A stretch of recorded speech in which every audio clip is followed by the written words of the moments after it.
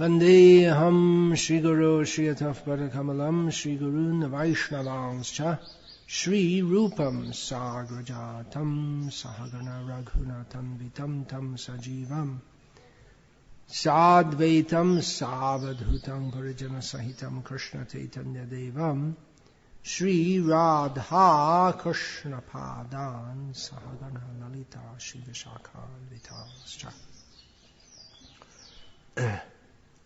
We're continuing discussing the qualities and characteristics of the Supreme Personality of Godhead as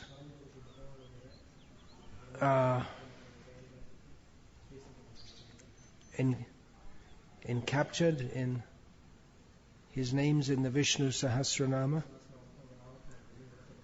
the names of He who has no name. God has no name. Has no name means He has many names. Does He have a name? No, He has many names. If you say a name, it suggests one name. So it's not ek, it's anek. Many, many names. So the first name today we'll discuss is Saksi.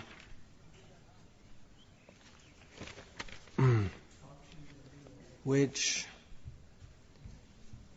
means literally one who is with eyes. It means the witness.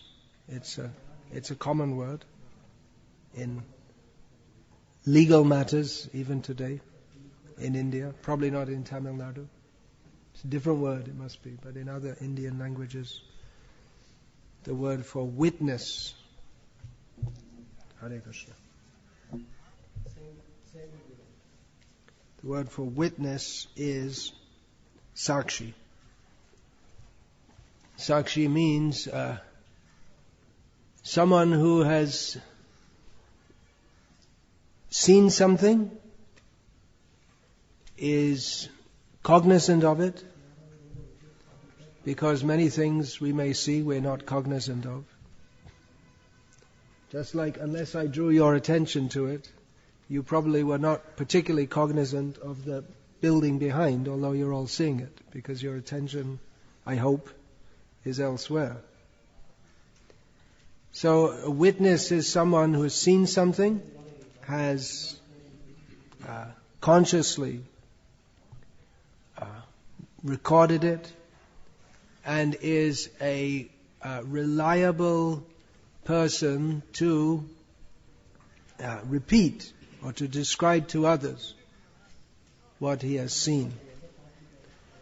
And although witnessing generally means by the eyes, but there's also witness by the other senses also.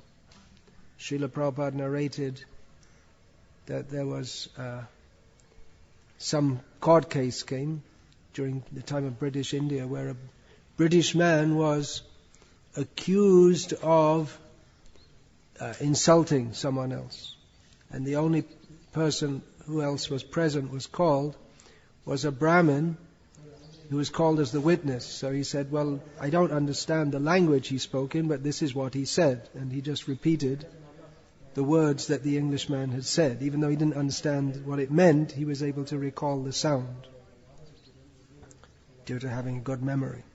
That would be called an extraordinary memory. But Krishna, he is cognizant of everything. Please don't sit in the passageway as others may come. Better move inside.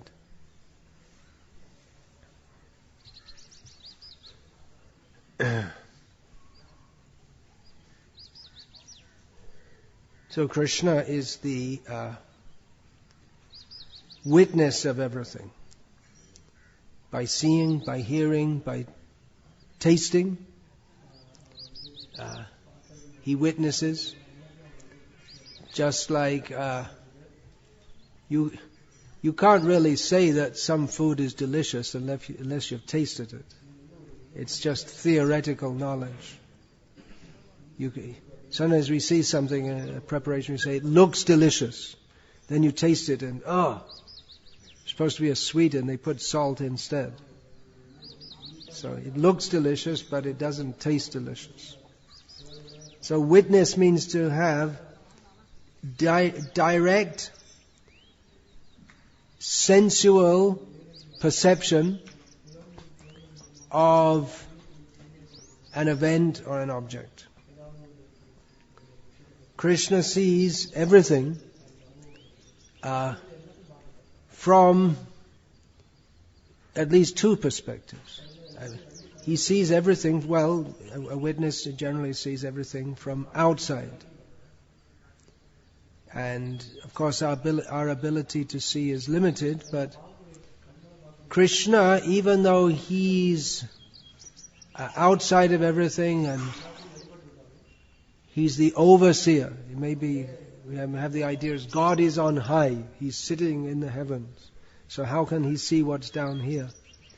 But we see that by the grace of God, some living beings have the power of eyesight which to us is unimaginable, just like a hawk is flying in the sky and he sees a mouse crawling in the field below and comes down immediately and catches him.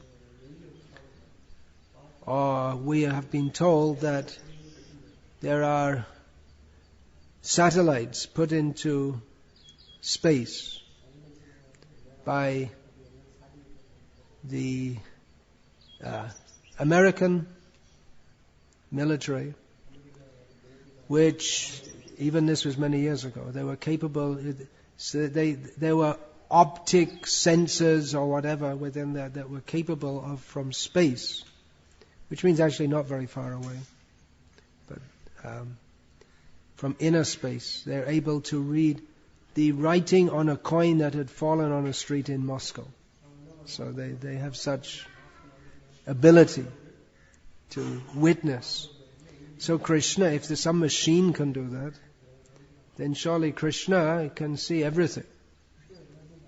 And of course, just like I was saying, that we can witness, we may see this building behind us, but we don't really think about it.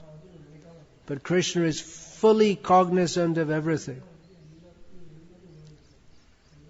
He doesn't have limited cognizance. Everything he sees with full perception. So we see from outside, he also sees from inside.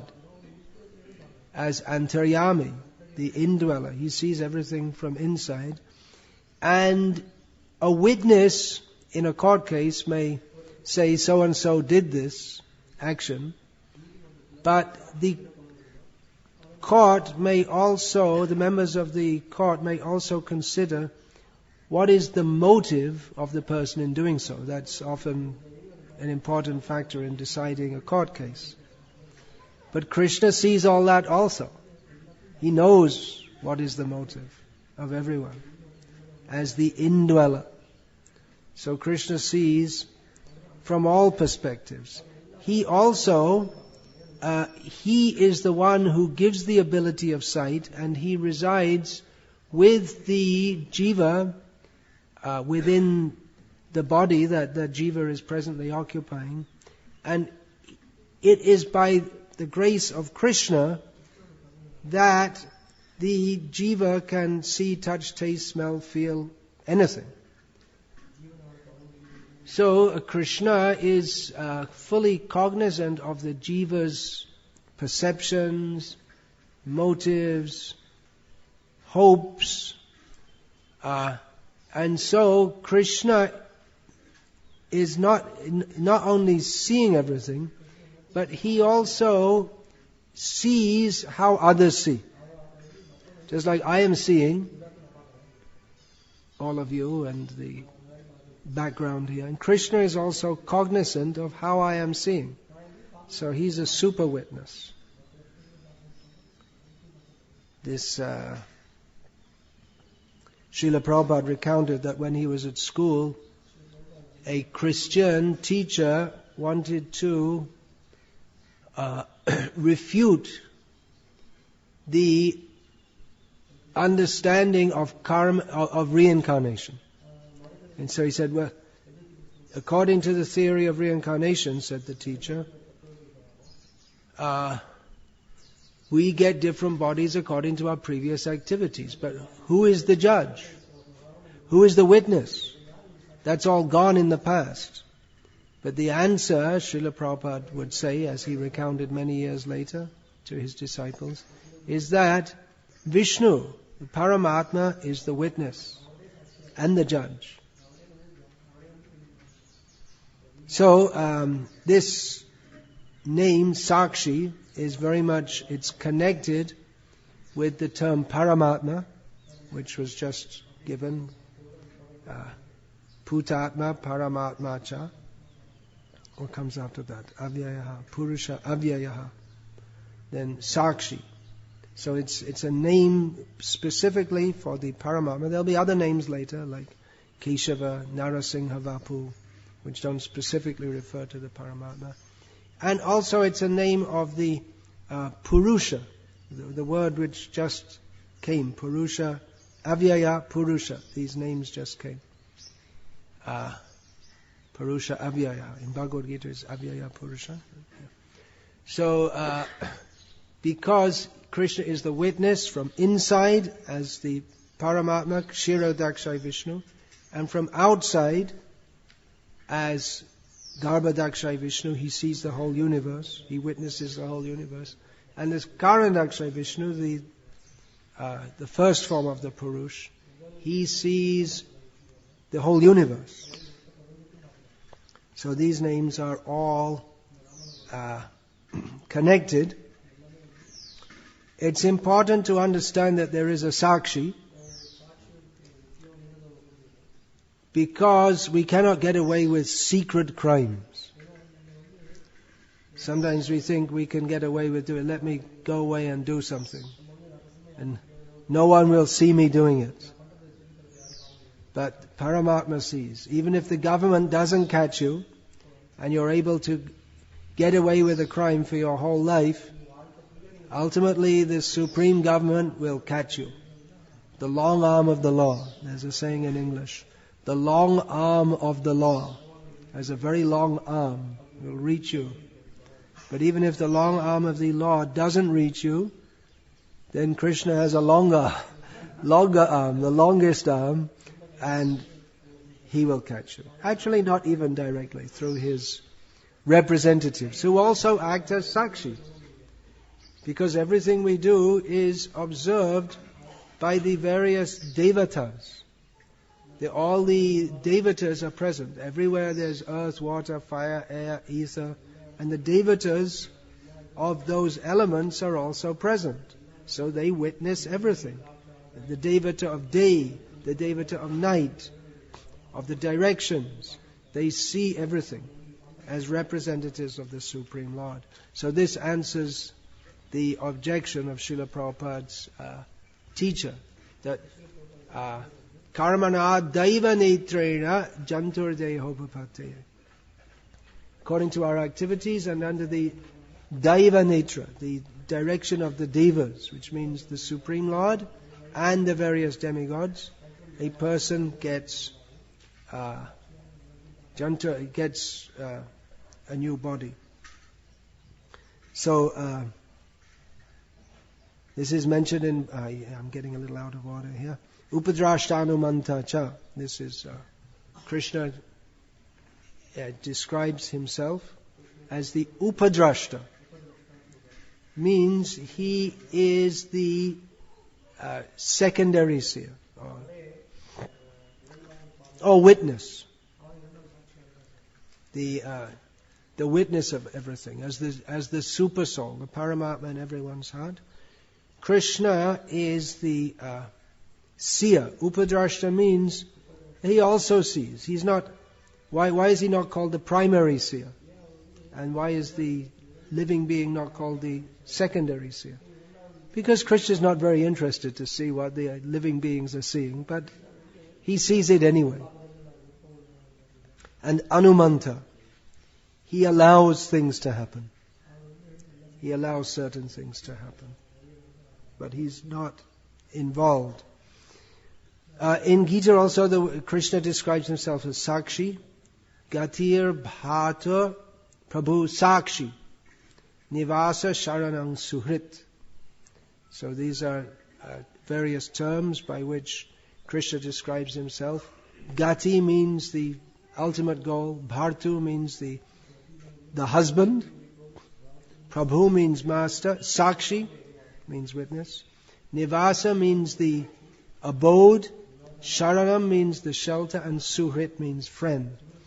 So we might get nervous if we think, well, someone's always watching me. Since George Orwell wrote a book of the name 1984, this term he coined has become part of the English language. Big Brother.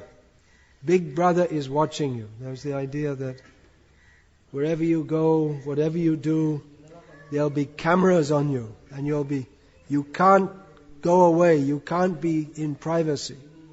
People want their privacy so they can do all their nonsense in private. But Big Brother is watching you. I mean, it was not known from the text of 1984 whether Big Brother exists or doesn't exist, but anyway, someone's watching you. So this idea that the state is watching you and controlling you. People, especially in the democratic countries, they're of the West, the more sophisticated democracies, they're always trying to resist the government control of themselves and the government prying into your life. But such people may be distraught to know that everything we do is being witnessed at every moment, and there's no way we can escape from that. But the good news is that Big Brother Krishna is not just the witness, but he's also Suhrit in the same verse. He's our best friend. So he sees, just like the parents always have to watch a child. There's a certain age. We don't have many parents here. We have some. But there's a certain age when kids, they get beyond the stage of crawling, and they have to be watched pretty much literally at every second. Otherwise they'll kill themselves or smash something or cause some damage to something. They're at an age where they have curiosity and motion, but not much no discrimination about what they should do, what they shouldn't do, what they should touch, what they shouldn't touch. So they have to be watched all the time. And the mother does that, or between the mothers, they used to do it in the joint family. And in this way the child is always watched, is always being witnessed. But that is with the benevolent concern of a parent, not the malefic control of the Big Brother type of George Orwell's imagination.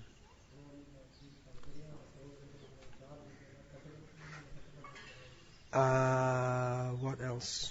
Oh yeah, another important point here is that Krishna directly sees. He's an independent seer. We are dependent on the organs of vision to see, which is defective. Our organs of vision, all of our organs are defective. And our understanding of what we see is also defective. And we're also dependent upon light to be able to see almost everything. We can also see things in our mind's eye, but that's not exactly witnessing.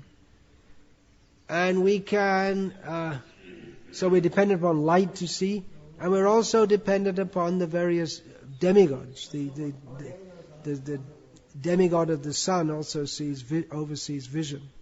But Krishna is not dependent on anyone or anything. His organs he can see, not only with his eyes. Angani yasya sakalendriya vrittimanti pashanti panti kalayanti chirang jaganti. So Krishna there's no question of him not seeing at any point in time. And he can see because his transcendental body doesn't have the limitations of a material body. Therefore, Krishna, he directly sees everything. Another understanding is that Krishna sees everything, but he's aloof from everything at the same time. He's a reliable witness. If we again bring the court analogy, he's a reliable witness.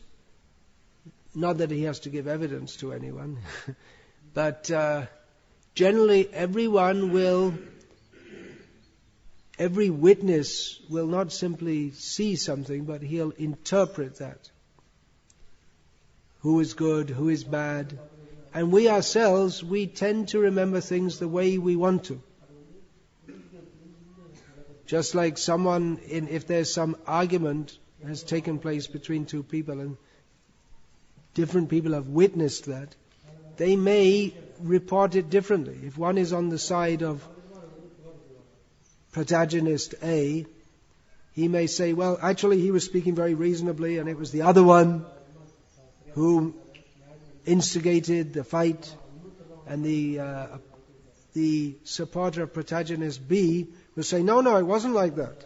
So they both saw the same thing, they're both bearing witness about it, and they have a different version. And that's very common, that police, they know this. Not in India, because witness means, what the witness says depends on who pays him the most. So it's not very reliable, but at least we can say in the West, police know this, that they can get to the scene of a crime or an accident maybe 5 or 10 minutes after it happened, and there are various witnesses, and they ask all the witnesses and they all say different things. It's very common. So Krishna is a completely reliable witness. The next name, Ksetrajnah, is a very important term which is similar to that of Saksi. Ksetrajnah means the knower of the field. And just like every Jiva is a witness, but the name witness here is a name for Vishnu, which suggests that he's not a witness in the same way that the Jiva is, but he's a super witness. So similarly, the name Ksetrajnah is another name for the Paramatma within the heart of every living being. This name is a name for every Jiva. Idam shariram kaunteya kshetrajnam ityabhidhiyate. Krishna says in Bhagavad Gita that this body, or every body, that's 2 words, not everybody, every body has the Jiva who is within that body and who is the witness of that body. Everyone is cognizant of their own body. But there's another witness that, what is that? Sarva kshetreshu bharata. Kshetragyam chapi mang vidhi sarva kshetreshu bharata. Krishna says, there is another Ksetrajnah. He is, he says, me, I, Krishna says, am the knower of all the bodies. So Krishna is the knower of the field. Here the kshetra means field, gya means knower. So Krishna, is Hindi translation going on? Yeah, okay. So Krishna, see, I don't know. I'm not the Ksetrajnah. Krishna wouldn't have to ask that. Krishna wouldn't have to ask that question. He might do anyway. So Krishna, he knows all the fields because he is the super soul. The Paramatma is one, although in many bodies, he is one person. So, let's see what's written here. Yeah, so one who knows the body. So this means, to know the body means to be cognizant. So we are cognizant of our bodies. We feel heat and cold, sickness and health, pain and sensual pleasure. We perceive all this within our own body, and Krishna is aware of that in everybody. Another meaning of Ksetrajnah is that to be, because witnessing means to see, but knowing is more than simply perceiving. So to understand the principles by which this body exists and by which the Jiva exists, that is the real meaning of Ksetrajnah. So Krishna also says in Bhagavad Gita, Ksetrajnah yo jnanam yat taj jnanam matang mama, that knowledge of the field and the knower of the field, or in other words, in this context, the body and the knower of the body means the Jiva who perceives via that body, within that body. Knowledge of that is knowledge, Krishna says. So this point is the beginning of knowledge. To understand the difference between the body and the soul and the super soul, overseeing both.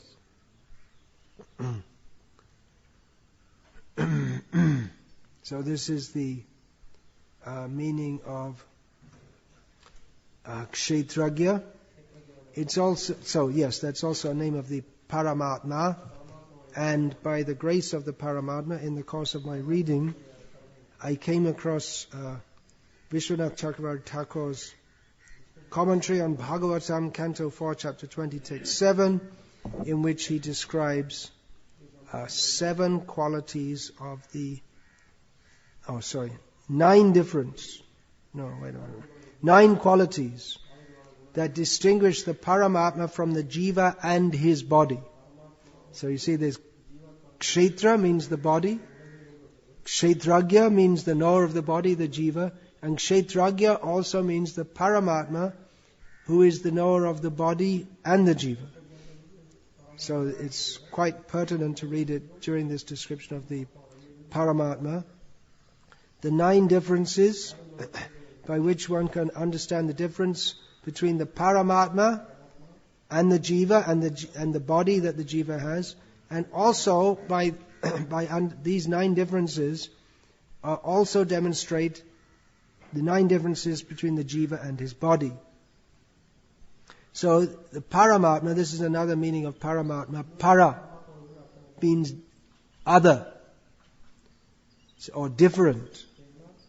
So the Paramatma here, para means supreme, but para means other or different from, and that ma can be used understood as the English grammatical term is infix.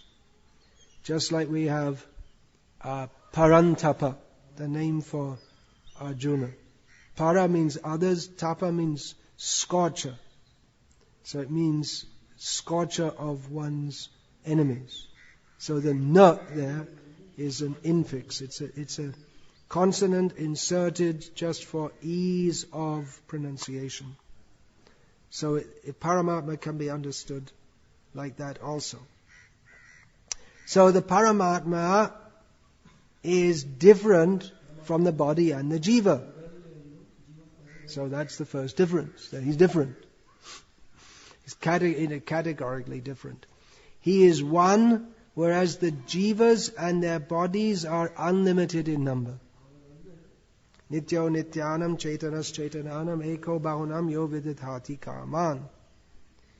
The jiva is impure without knowledge and covered by the gunas, whereas the Paramatma is pure with knowledge and without material gunas. Because he produces the gunas and is independent of them, he is called the shelter of the gunas. The jiva is not pervading everywhere since he has a material body and conforms to it.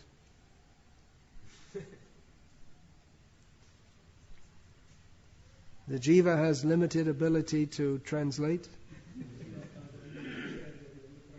And whatever he can translate is all by the mercy of the Paramatma also. But that's not part of Vishwanath's commentary. Let's get back to that. The jiva is covered by body, house and other objects. The jiva is not the witness because he is often unconscious and has clouded vision. So that's another way in which the Vishnu is actually the Saksi. Because, the jiva when he's asleep, he doesn't witness anything. Or he has clouded vision. The jiva is a small conscious entity dependent on Paramatma, whereas the Paramatma is the greatest conscious entity and independent of the jiva. Okay.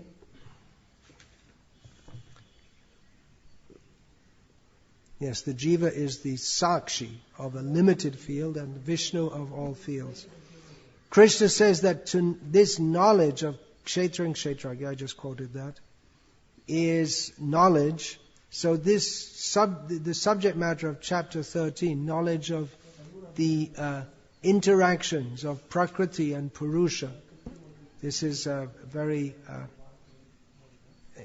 it's an important topic. It's the subject of a whole chapter of Bhagavad Gita, which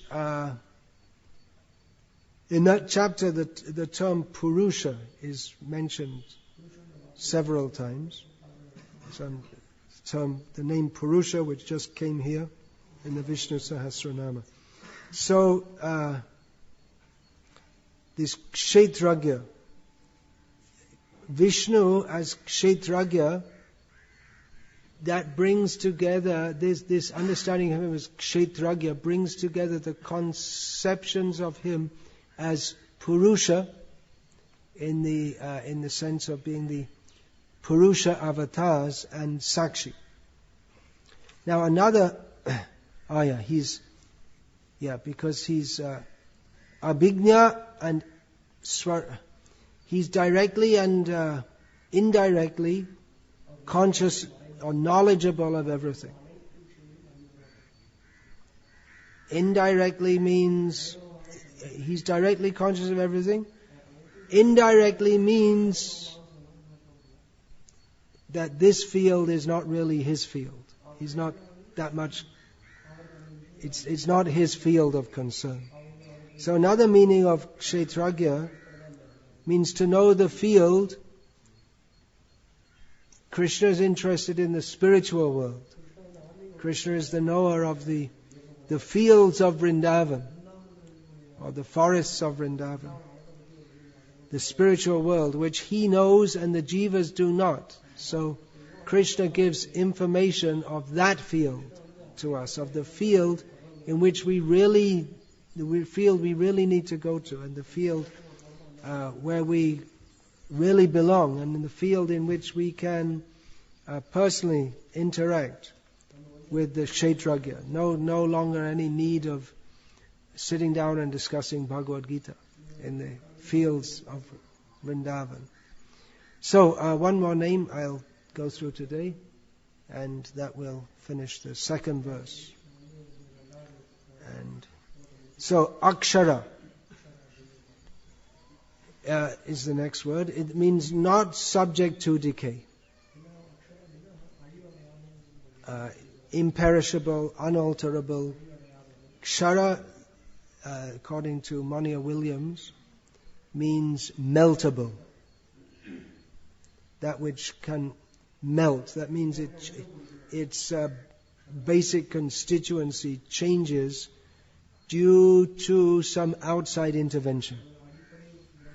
But Krishna, he doesn't change due to outside intervention. As the Supersoul, he doesn't change. Of course, as Krishna, his heart melts. He's susceptible to change due to the loving exchanges of his devotees. But as Vishnu, he is Akshara. He doesn't change. His position remains the same. He doesn't,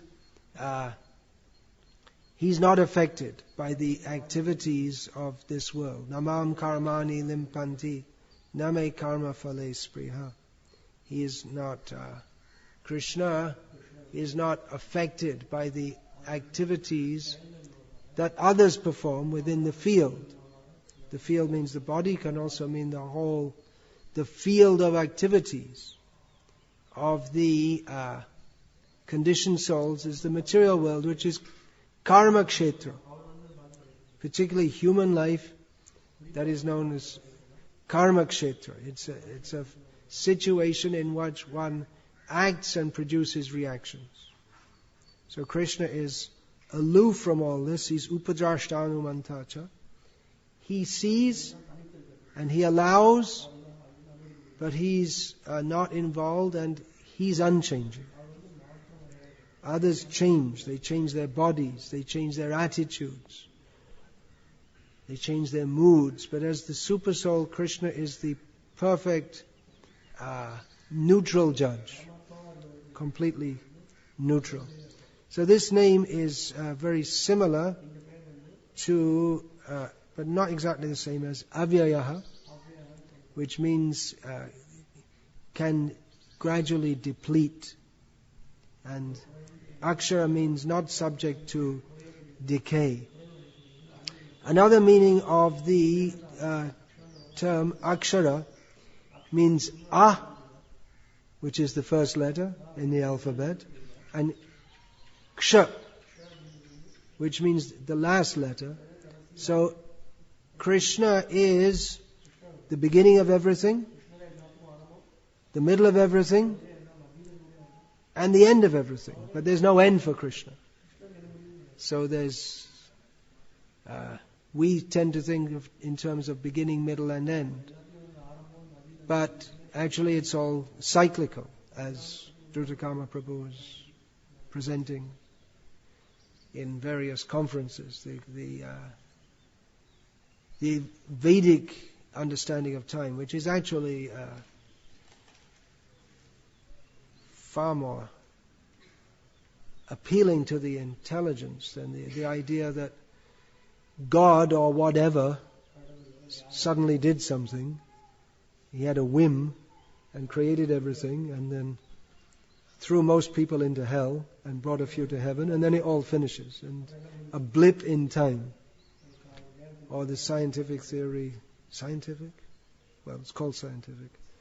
That there was nothing, now we are here, and in the end, the end. Close the curtains, never to open again. It's laughable, isn't it? Anyway, poor old scientists. Have to make a living somehow or other. So, Krishna is all that be and nothing is beyond the scope of Krishna. Sarganam adir antascha madhyam chaivaham arjuna.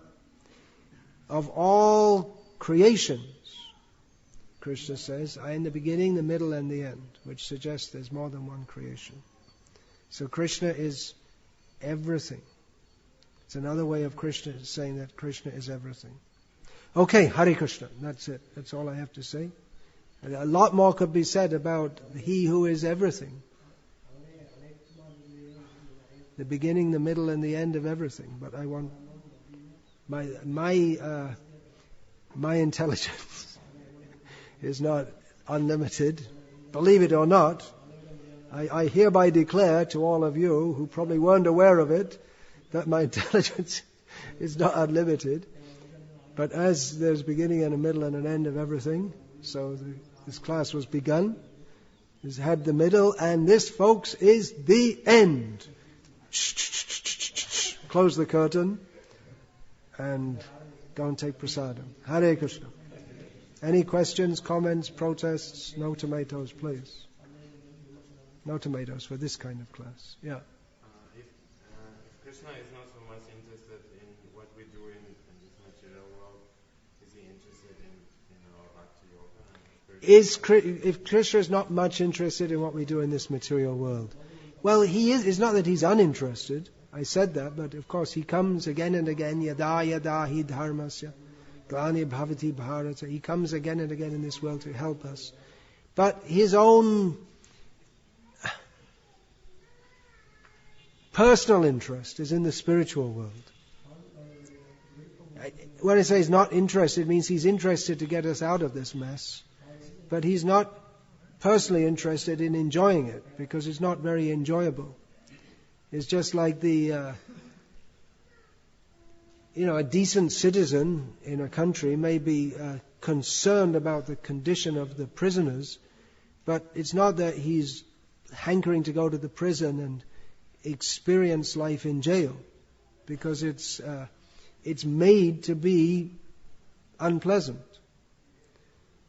So Krishna is interested, but not in the same way that we are. He's not trying to enjoy this world. Is he interested in our bhakti? Very much, because bhakti is a function of spiritual existence. So Krishna is very much interested in our bhakti.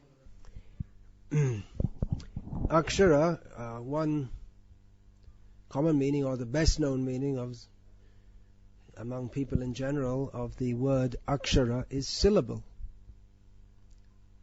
Everything from to ksha is a syllable.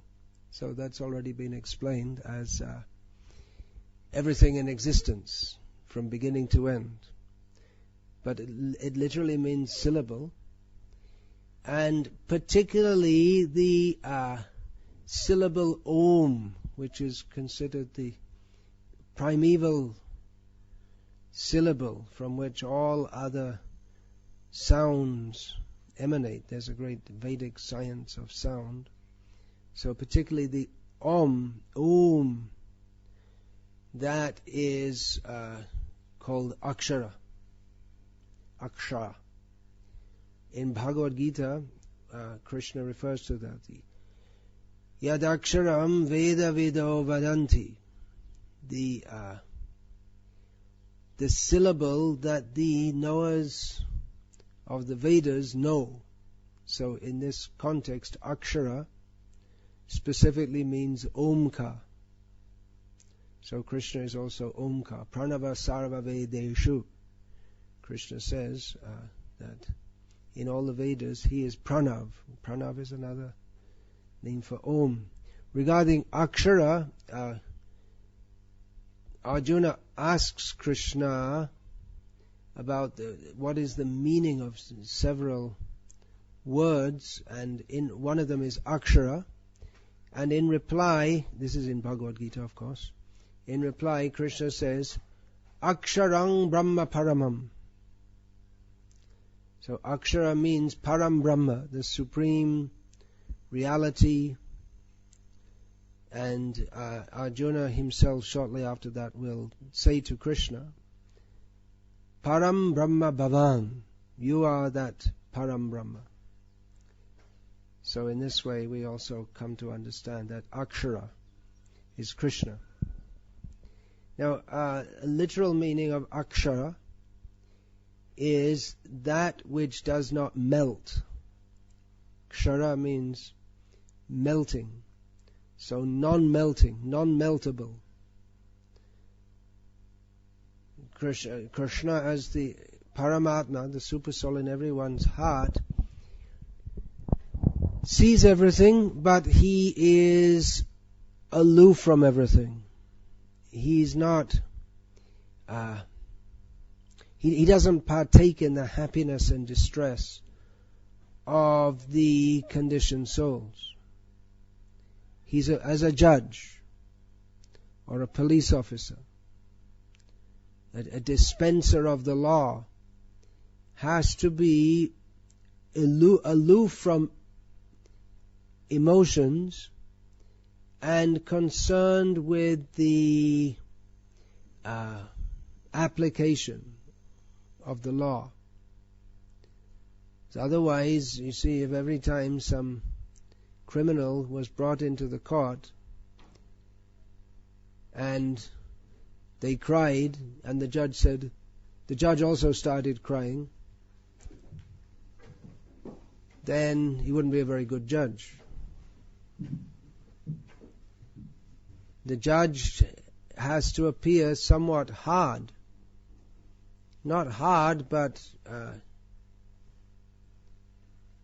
neutral. Of course, the judge can take into account if he thinks that the tears of the accused person are not simply a show, and the person has some sincerity to reform, that the judge may take that into account.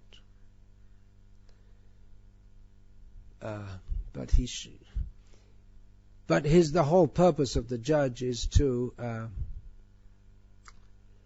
dispense the law for the benefit of the whole society and of the person who is being judged, person or persons.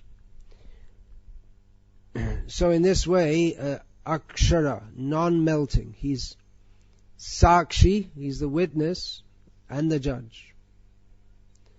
So he doesn't melt, he's not moved by any material emotions, doesn't get swept up in the flux and flow of the comings and goings of this material world.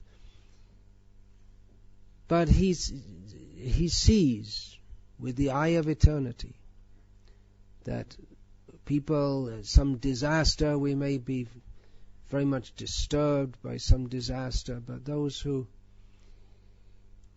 see with the eye of knowledge, they understand that it's an inevitable karmic reactions. These things happen again and again. Big war, so many people killed. There have been so many big wars in which so many people have been killed, and there will be in future. So this is the neutrality of the Supersoul. He's not melted. He doesn't act on a whimsical or emotional platform in the discharge of justice. But on the other hand, he is also meltable. His heart can melt, but that is melted, his heart is melted by prema, by the love of his devotees. So those who are his devotees, even if they've been extremely sinful prior to taking devotional service, if they sincerely take to devotional service, then Krishna's heart melts. And all the laws which should have been applicable to that person, they are not taken into consideration.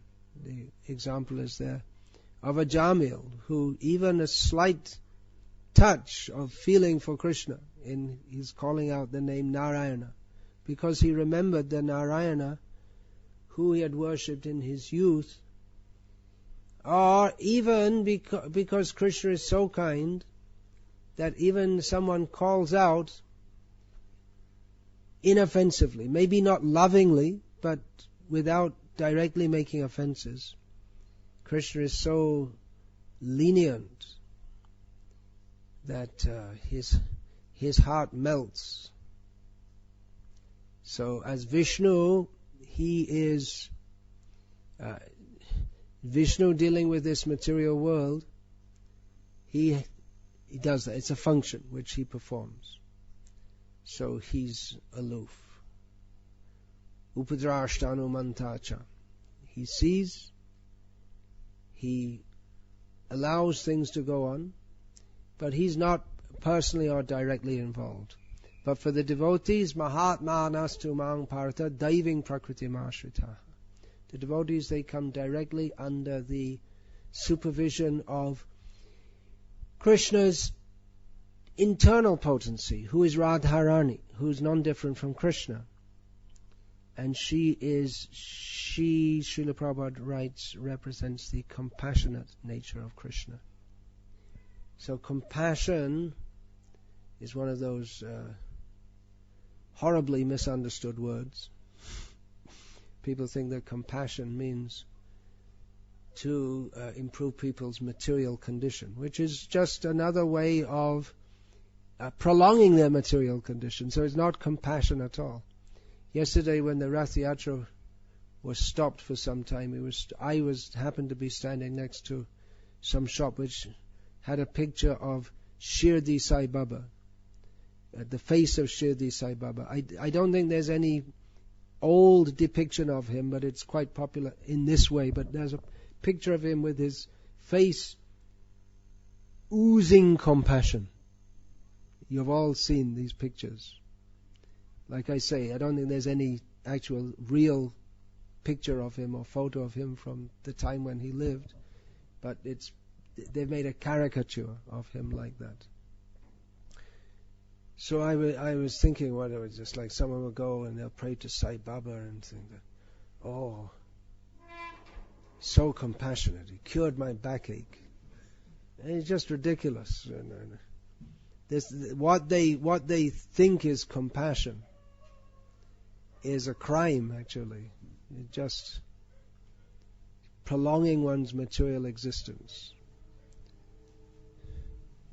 So, Bhagavan is actually compassionate, but it's very different to the imagined compassion that Sai Baba is imagined to have. So, in that sense, he's unmeltable.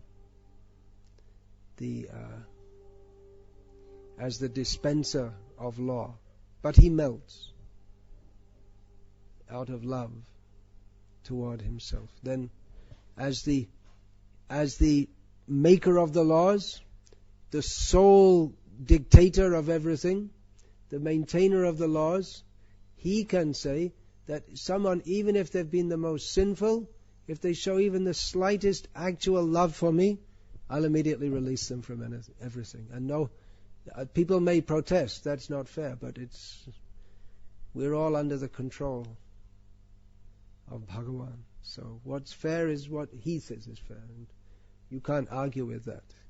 You can if you like, but then you end up remaining in the material world. So there's some other understandings of Akshara. For Saksi,